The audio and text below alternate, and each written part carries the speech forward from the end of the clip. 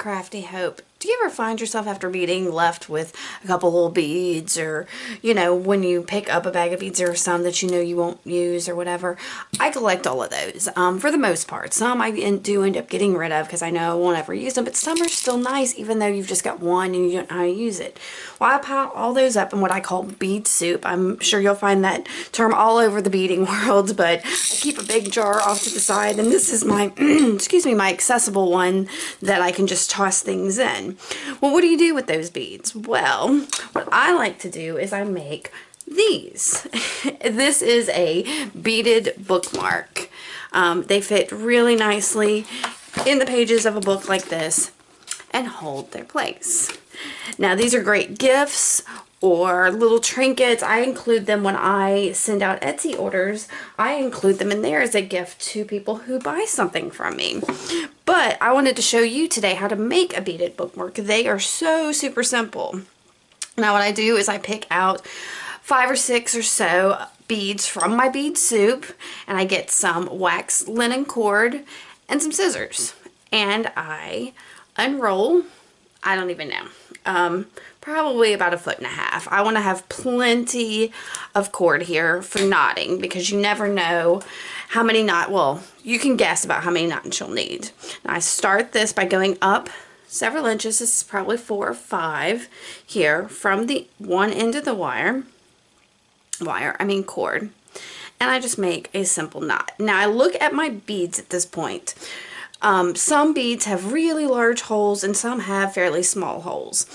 And if I'm going to have a really large hole bead, I'm going to want several knots, at least 2 for a large hole. This one, the first one here I'm putting on, looks like it's a fairly small hole, so I don't think I'll need but 1 knot. So I'm just putting 1 knot there. That'll stop that bead. Now, you could just string on all of your beads on one end and leave it at that, but I like to put a little bit of space between them, especially for the one where I'm putting 3 on. So I'm going to make another knot here and pull it tight, and I'm holding here against the bead so that I don't have a whole lot of space between my beads. And I'm going to look at the next bead I'm going to put on and make sure its hole isn't too big. And then slide. Now, I like using the wax linen cord because it doesn't have all the fray and everything that another piece of cord would have. The wax on it keeps it tightly rolled and really easy for a project like this. Now, this is a polymer clay bead that I made some time ago, and I'm having trouble getting my bead to go in, my cord to go in. So I am going to take that wax linen and twist it a little bit. The wax on it keeps it a nice tight roll. And I'm going to try again. I have to try both sides of it, and I probably should have tested this before I went on camera, and it's not going to work. So I'm going to dip into my bead stash over here and find another bead that will work. This one will be beautiful. So I am pulling that one on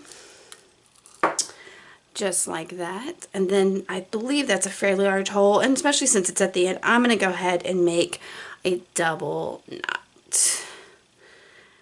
So 1 and 2.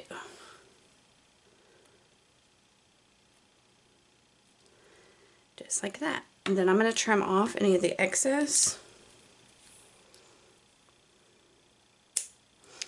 That I probably went too far up on that one. And then I'm going to go to the other side. And again, leave a good little length of cord. I just don't like to have not enough cord to make the knots. When you've got just a little bit of cord, it makes making a knot real fiddly. So I am looking again at the sides of the hole and beading on my bead, making a knot. And I believe this one's got a larger hole, so I'm going to go ahead and make 2 knots between these two.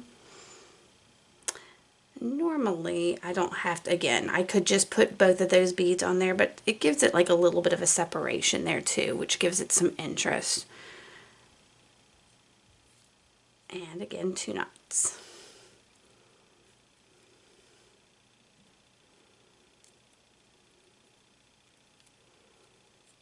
And trim. super simple. That is done. And I like to sit down with my cord and my beads and make a whole bunch of these at one time. And it's a fun little project. I've had my nieces help me do it because it's easy enough for kids. As long as they can make a knot, they can make one of these. So I hope you've enjoyed this, and give me a thumbs up, subscribe, and see y'all later, guys. Bye.